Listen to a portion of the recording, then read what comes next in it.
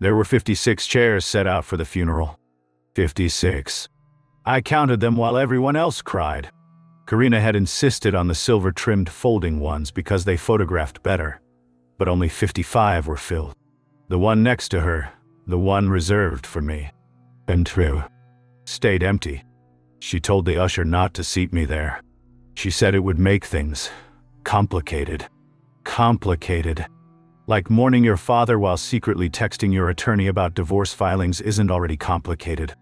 I stood at the back, not beside her, not with family, not even among the distant cousins.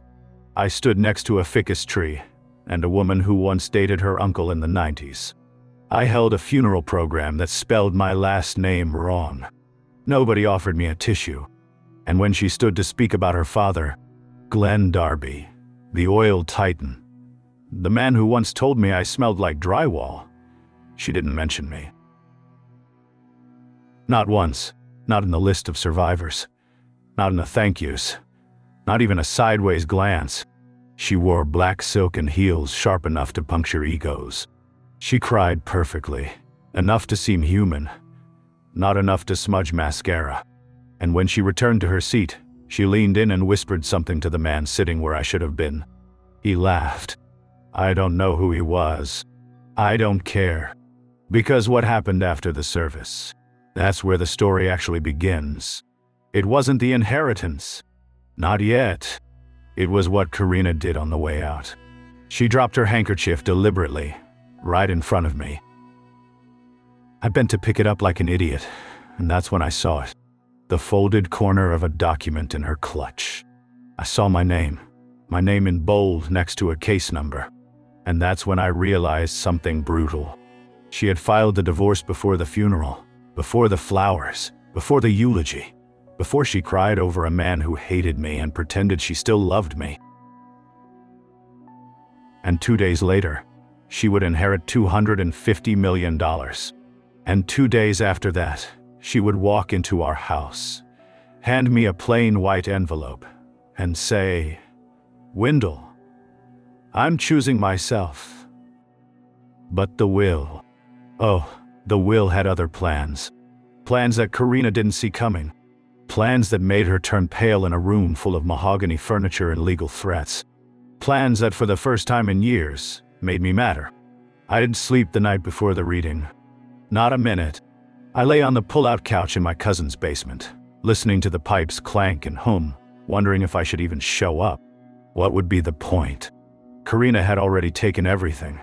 Not just the marriage, but the dignity I once had standing beside her. When a woman leaves you before the flowers on her father's grave even wilt, you stop expecting fairness from the world. But that document, that single flash of bold text with my name on it, it nagged at me like a hangnail you can't stop picking. Why would Glenn Darby, a man who used to refer to me as the lawn ornament, include me in anything? The estate was located on a private hill in Hampton Chase, surrounded by wrought iron gates and whispers, the kind of place where even the breeze smells expensive. I wasn't invited through the front like the others.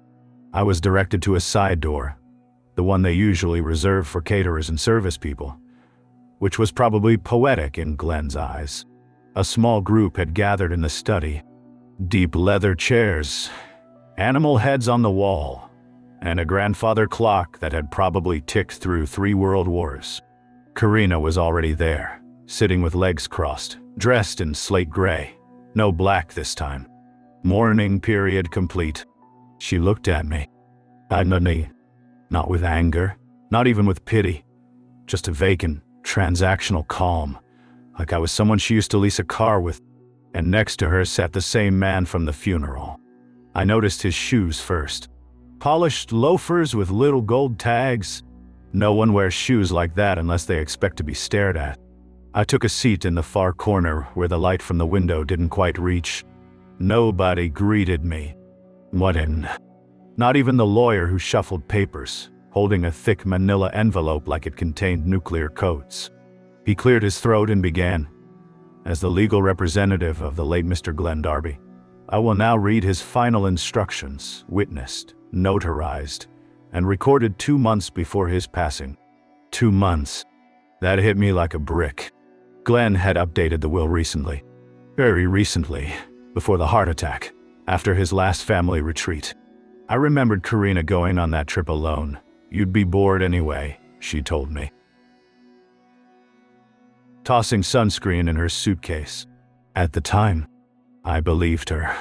Now, I wasn't so sure. The lawyer began listing assets.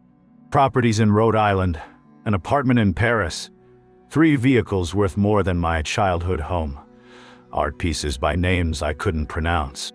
Each line of the document felt like someone else's fantasy life. Then came the distribution. To my daughter, Karina Elise Darby. She tilted her head slightly, like a queen awaiting her crown. I leave the sum of $1 million to be managed by the family trust, under the oversight of Mr. Bradley Vaughn. Karina blinked. Just once. The lawyer didn't flinch. She cleared her throat and asked, "Did you mean 100 million?" The room went silent. The kind of silence that thickens the air. The lawyer adjusted his glasses. "No, 1 million. The remainder of Mr. Darby's estate will be transferred to another beneficiary as outlined in this letter." Then he opened a sealed envelope, hand-addressed. He pulled out a single-page letter and began to read. Glenn's voice echoing from the paper.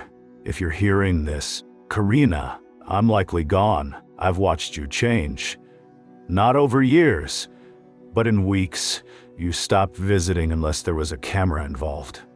You brought that man, the one you thought I didn't notice, into my home and laughed behind my back.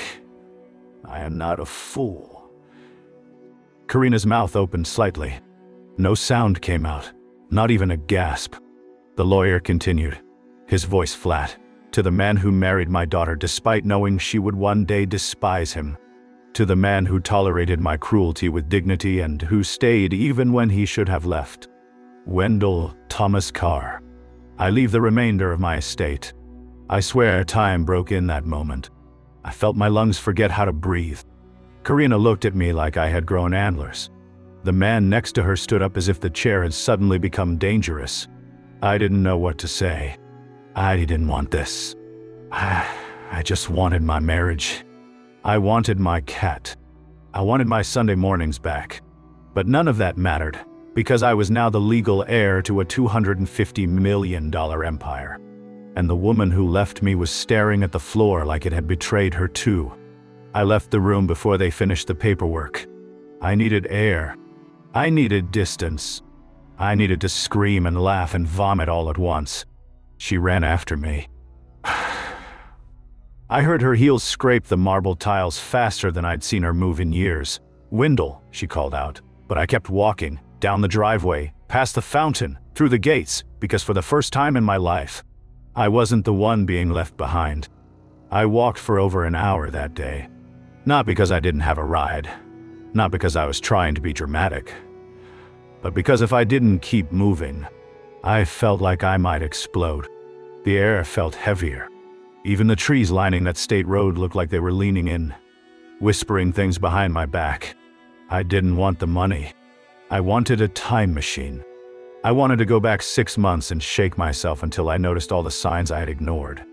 I wanted to go back before Karina started disappearing into her phone, before she started wearing new perfume and saying things like, "You wouldn't understand the world I come from." When I finally made it back to my cousin's place, I sat on the edge of the pull-out couch, still wearing the same wrinkled shirt from the reading, staring at a plastic plant in the corner. My cousin's kid was watching some cartoon where animals flew planes. I could barely hear it. All I could hear was Glenn's voice in my head, that part of the will, to the man who stayed even when he should have left. I hadn't even known he'd seen me. Warned me. The real me. And now he was gone. I didn't sleep that night either. But this time, it wasn't confusion. It was fear. I wasn't built for this. I didn't know what to do with money that had more zeros than I'd ever seen. My whole life had been coupons, bulk ramen, and budgeting gas to make it through the week.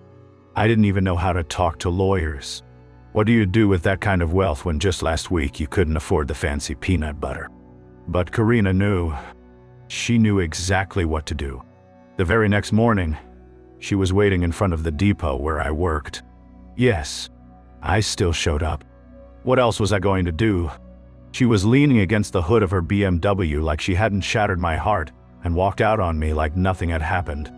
And the look in her eyes, it wasn't sorrow. It wasn't even desperation. It was hunger. Strategic, polished hunger. "We need to talk," she said, pushing her sunglasses up into her hair like she was in some courtroom drama. "No, we really don't," I replied, brushing past her. But she followed me right into the building, right past my supervisor. She cornered me near the break room, standing so close I could smell the same vanilla lotion she used when we were still sharing a bed. For a moment, I almost forgot everything. I almost remembered what it felt like to wake up next to her and think I'd won something. And then she said it, "You don't deserve this." No apology, no guilt, just that. I stared at her, honestly stunned she even had the nerve. She blinked like I was the unreasonable one. "You think this is your money?" she continued, lowering her voice. This wasn't supposed to happen. He was punishing me. Eshirano. That's all. He always knew how to twist things. "You're just a symbol. Wendell. This isn't about you." I laughed. Not because it was funny, but because I didn't know how else to stop my hands from shaking. "A symbol?" I asked. "So I'm not even a real person to you?" She crossed her arms. "You were a mistake that lasted too long." That line, I still hear it in my bones. A mistake that lasted too long. Before I could say anything, before I could even process how deeply that cut, she reached into her bag and pulled out a thick folder. Legal papers, highlighted sections, post-it notes sticking out the side like angry yellow teeth. "This is a revised proposal," she said, "for division of estate assets. You don't need all of it. You don't know what to do with it. You'll lose it. Let's be realistic. You'll get eaten alive." Is that a threat? It's an offer. Wendell, a chance for you to walk away with dignity before you embarrass both of us. She smiled then, the same smile she used to give store clerks when she wanted them to waive the return policy. I didn't take the folder. I couldn't. My hands were clenched into fists at my sides. Not from anger. I wasn't raised to hit or shout, but from shame. Because a part of me believed her. A part of me thought, she's right. I don't belong in that world. But another part, a quieter, shakier voice inside me said, maybe I do. Maybe Glenn saw something in me that Karina never did.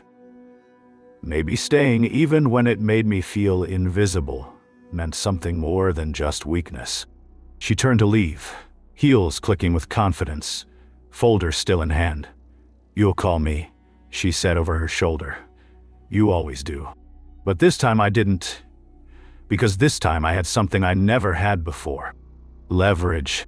And Karina, she wasn't done playing games. But neither was I.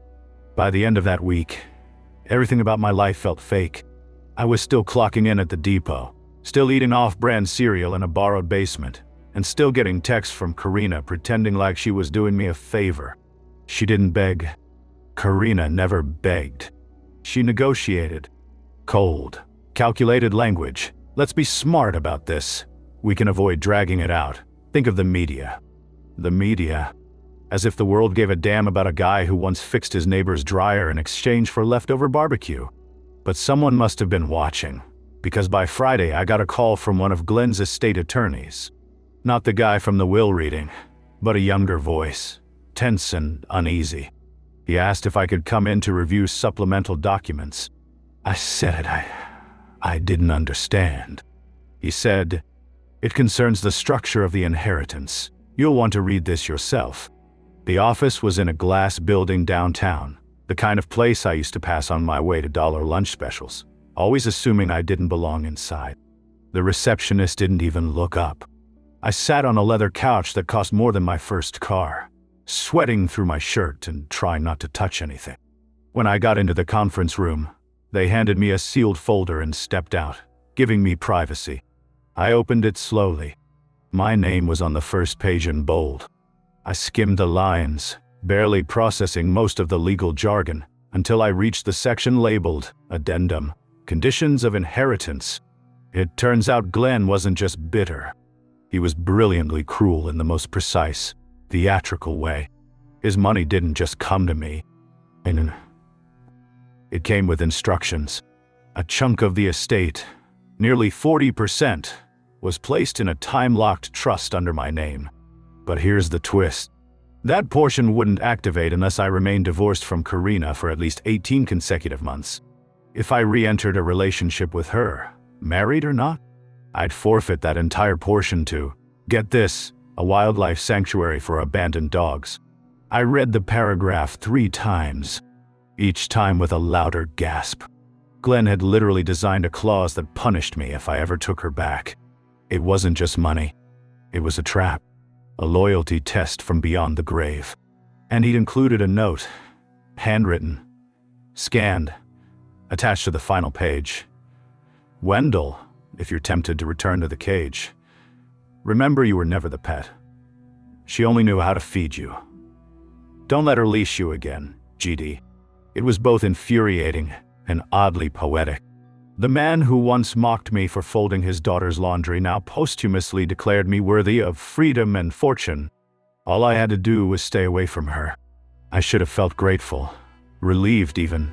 But instead, I felt sick because Karina had come back. She was trying to reel me in again. And now it wasn't just about betrayal or heartbreak. It was about manipulation, strategy, control. She hadn't changed. She was just cornered. That night I didn't answer her call. She left a voicemail. I didn't play it. The next morning, I found her sitting in front of my cousin's house. Again, same car, same coat. But this time, no folder. Just her, with red eyes and messy hair, looking almost human.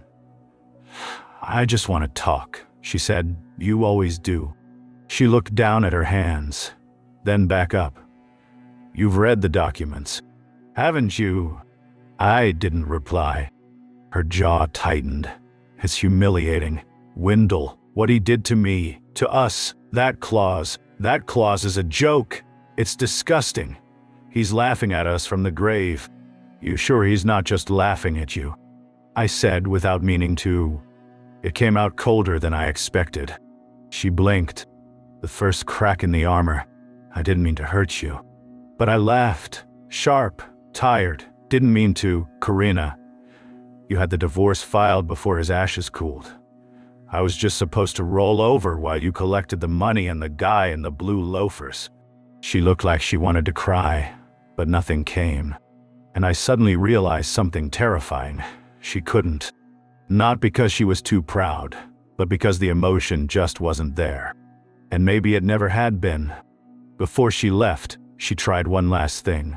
She reached into her coat pocket and pulled out a photograph. It was old, from our early days. A picnic by the lake, plastic wine glasses, her laying on my chest. She held it between 2 fingers like it meant something. "I keep this with me," she said. "You weren't just a stepping stone, Wendell." But I didn't take the photo. I left it on the porch after she drove away. That night, I looked up the sanctuary named in the clause. It had over 300 rescued dogs. One of them was named Captain Pickles. If I took her back, Captain Pickles got my money. I never wanted a symbol of my self-worth to be a pug with a lazy eye. But somehow, in that moment, I understood everything. Karina wasn't just trying to win me back. She was trying to defuse the bomb her father had planted, but the clock was already ticking, and I wasn't going to lose this time. The photo stayed on the porch for 2 days. It rained the first night, just a soft drizzle, enough to warp the edges and blur my jawline. I thought my cousin's kid had brought it inside, but when I stepped out for work that Monday morning, there it was, still clinging to the wood, its corners curling like it had aged 20 years overnight. I picked it up, not because I wanted it, but because I needed the reminder, not of what we had, but of what she gave up. You'd think this was where things cooled down, right? Where Karina cut her losses. disappeared into some mansion with marble floors, and left me to ride off into my accidental fortune. But you'd be wrong. Karina was never the type to lose quietly, especially not to someone like me. 3 days later, I got an envelope in the mail. No stamp, just left in the box. My name printed in red ink on the front. Bold, dramatic, theatrical, like someone trying too hard to seem mysterious. Inside, a single sheet of paper. No letterhead, no explanation, just 2 sentences. There are things you don't know. Wendell, you should be careful who you trust with Glenn's secrets. No signature. At first, I thought it was a prank. Then I thought maybe it was Karina playing some mind game, trying to shake my grip loose on the inheritance. But the more I stared at it, the more I realized it wasn't her tone. Karina didn't warn. She demanded. That night, I sat up going through every folder, email, document the lawyer had given me. I hadn't touched most of it. Honestly, I was still overwhelmed by the sheer volume of financial jargon. But now, I dug in, looking for something, anything that would explain the message. And I found it. Not on official letterhead, not buried in legal language. It was tucked in the back of a sealed envelope labeled Miscellaneous Correspondence. Inside were a handful of printed emails from Glenn's private server. Most were nothing. Notes to his assistant, instructions for the staff, but one thread caught my attention. The subject line read, Karina's request, urgency noted. I opened it. It was from someone named A. Whitley. The email was short, almost sterile. We've reviewed the request. Document destruction would require written sign-off from all trustees per the original agreement. At this time, only one signature has been received. We will not proceed without the second. I didn't understand at first. Document destruction, trustees. But the timestamp was just 2 weeks before Glenn's death. I flipped to the earlier message in the chain, and that's when the breath caught in my throat. Karina had requested the removal. No. It didn't take a law degree to guess what that meant. I printed the emails and called Glenn's attorney the next morning. When I told him what I found, there was a pause. Not long, just long enough to tell me he hadn't expected me to find it. Mr. Carr, he said carefully, those documents were reviewed after Mr. Darby's passing. The clause was deemed valid. As you know, no alterations to the will were executed after his final notarized revision. So she tried to get the clause removed. I said, almost to myself. She made contact. Yes, but legally, nothing changed. I hung up and sat there staring at the wall for a long time. Karina hadn't just left me. No. She'd known about the clause. She'd known what her father had done, and she tried to erase it before he died. That photo she dropped off, the visit to my job, the sudden soft voice, the nostalgia, the fake tears. It wasn't just manipulation, it was damage control. That night, I got another voicemail from her. She didn't know I'd found the emails yet, but her voice was tighter now, controlled, but thinner. She was losing ground, and she knew it. Wendell, please. I know this has been ugly, but you and I both know he did this to hurt me. You're just a placeholder.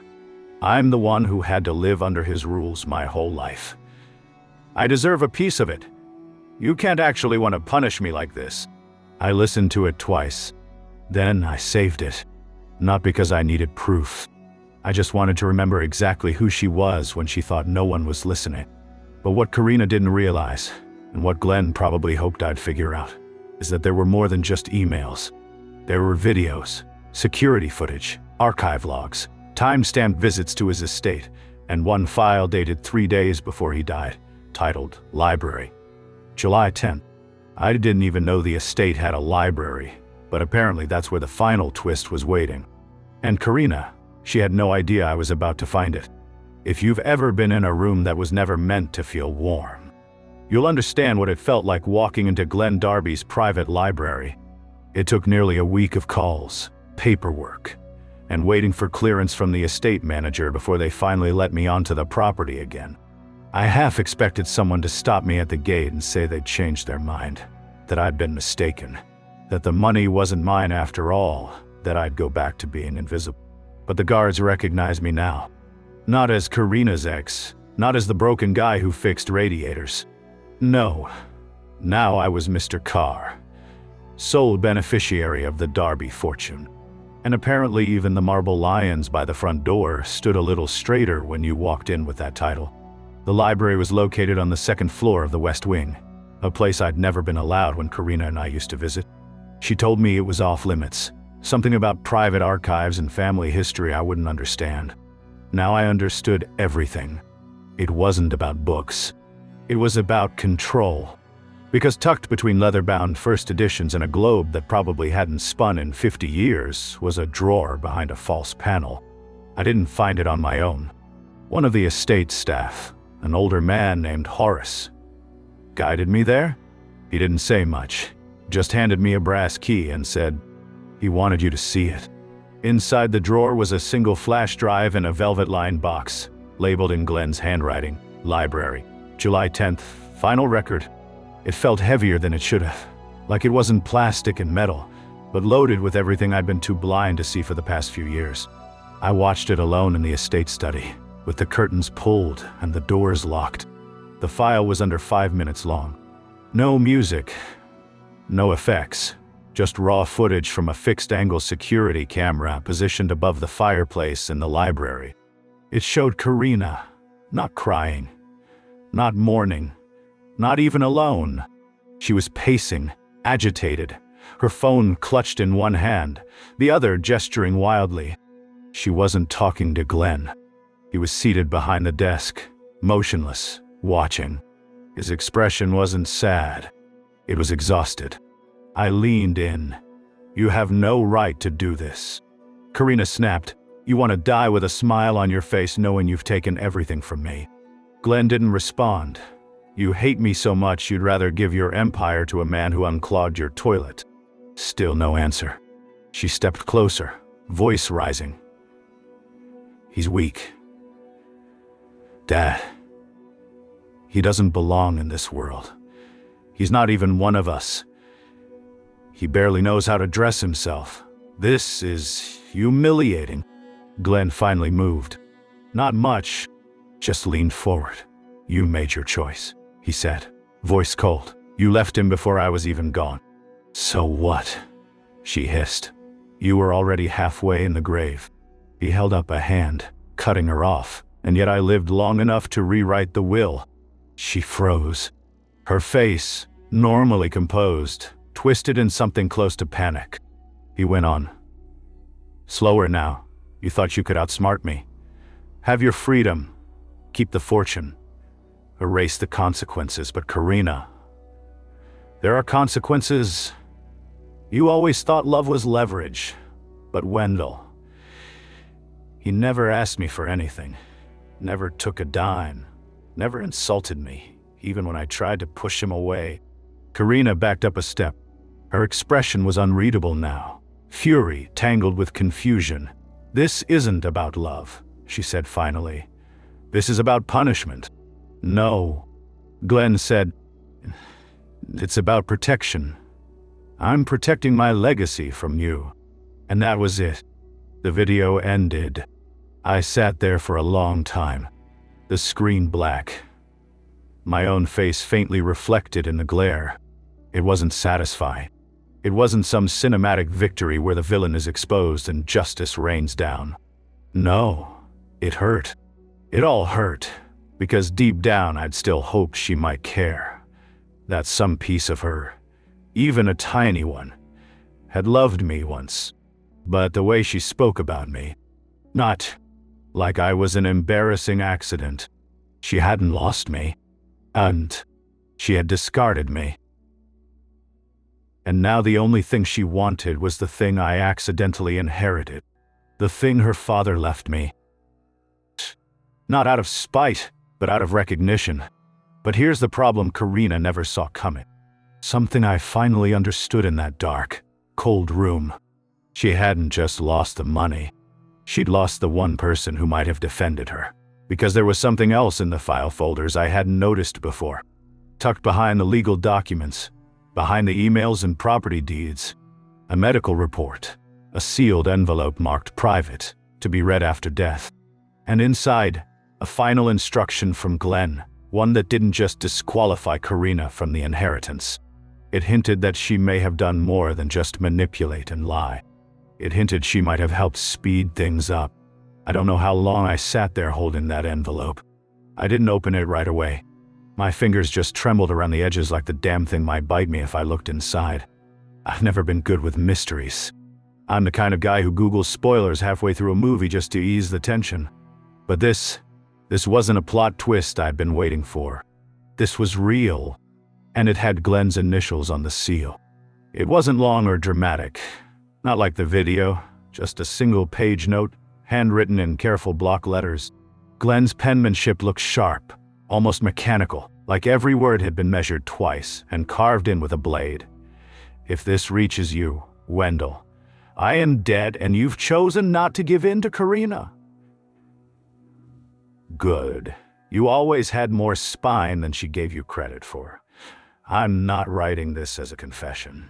I am writing it because I believe, deep down, that one line, it felt like ice in my veins. I have no proof, just instinct. I was healthy before the retreat. My doctors confirmed it. But after the weekend she visited, something changed. Chest pains, dizzy spells. She offered me a new tea she said was part of a cleanse. I never drank it again after I threw up the first night. Still, I told no one. What kind of father suspects is out? I set the paper down and stared at the grain in the desk for a long time. This wasn't an accusation. Not legally. Not officially. Just a suspicion. A whisper from a man who'd spent a lifetime calculating people. I wanted to tell myself it was paranoia. That Glenn, for all his brilliance, had let grief distort his judgment. But my gut said otherwise. The memory of Karina in that video, hissing about taking everything. Her obsession with the claws. The desperation in her eyes every time she showed up, pretending to be remorseful. It all started to form a pattern, and that's when I remembered the security logs.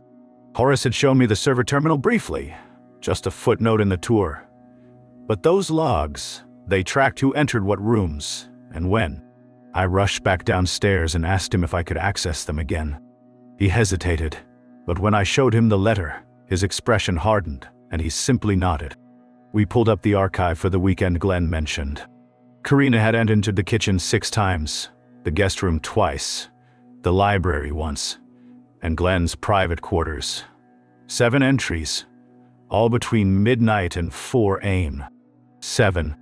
When I asked how often guests typically had access to that space, Horace said flatly, never, unless invited, and that was the thing.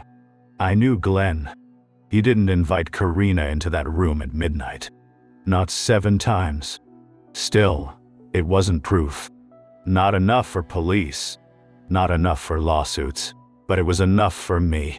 Thus, enough to understand that everything she'd done since the funeral wasn't about loss or grief. It was fear. Not of losing money, but of me discovering that she might have played a part in how fast the money arrived. It was fear wearing perfume and lipstick and tight smiles.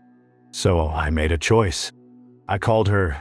She picked up on the first ring, breathless, like she'd been staring at the phone for hours. Wendell. I found the footage. I said, the one from the library, and the letter. There was silence. I let it sit. Then softly, she said, "You're not supposed to have that." "No."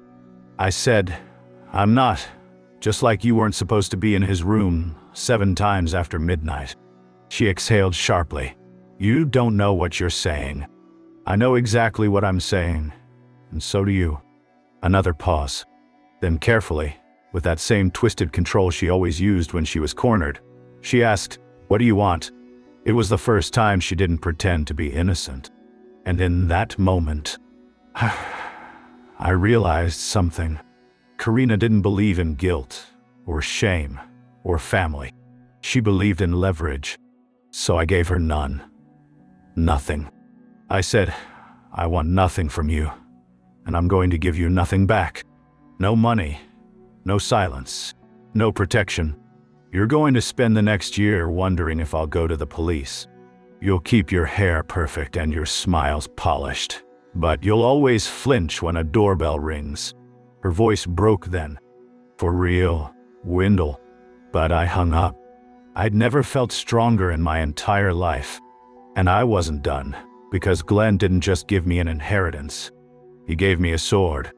I never planned to become a millionaire. I never imagined I'd be standing in a courtroom 6 months after my wife left me. No. Listening to lawyers argue about tea bags, security logs, and inheritance clauses. I certainly never thought I'd be the one standing still while Karina, always so composed, so perfect, finally fell apart in front of a judge, a jury, and a gallery of silent onlookers. But life, as Glenn would say, has an exquisite taste for irony. I didn't go to the police right away after that call. I took my time, did what Karina never expected me to do. I moved carefully. I let her think I was bluffing. I let her panic quietly in her glass condo with her wine and her spreadsheets. And while she watched the phone like a grenade with a twitchy pin, I started building a case. I hired Glenn's own private investigator, a man who'd worked for the Darby family for years. Turns out he already had suspicions about Karina. He compiled notes, dates, pharmacy receipts, financial transfers. There was a trail, faint but undeniable, showing that Karina had purchased certain compounds from a boutique wellness shop known for cleansing powders, the same ones Glenn had consumed, and then suddenly stopped. Once we turned it over to the estate attorneys, the machine came to life. Quietly. Quickly. Karina was served with formal accusations of attempted tampering with a trust, destruction of protected legal documents, and will interference. It didn't go to criminal court. We weren't trying to convict her, but it did go to civil court. And in that courtroom, the full weight of Glenn Darby's empire crushed whatever hope Karina had left. The clause held. She walked in thinking she could challenge it. She walked out with nothing, not a dime. The judge honored the structure of the trust, the addendum, the footage, and even Glenn's handwritten statement.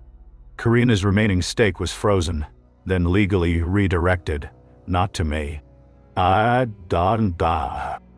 to a series of charities Glenn had named as alternates in case of moral compromise within the family.